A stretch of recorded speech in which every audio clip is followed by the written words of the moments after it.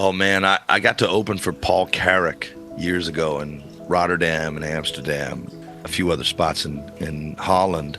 It was right after I signed a record deal, a big record deal with Atlantic Records. After the show in Rotterdam, I asked him, I said, Paul, I just signed this $1 million record deal. You got any advice for me? And he says, Mark, I've signed some of the biggest record deals in the history of the music business. Nowadays, I have a building in England. That building houses my management company, which I own. It houses my record label, which I own. It houses my booking agency, which I own. I'm working harder than I've ever worked. I'm making more money than I've ever made, and I'm happier than I've ever been. It took a few years for that message to really resonate, but it's one of the most important conversations I've ever had. Because nowadays, although I don't own my management company or my booking agency, I do own my record label.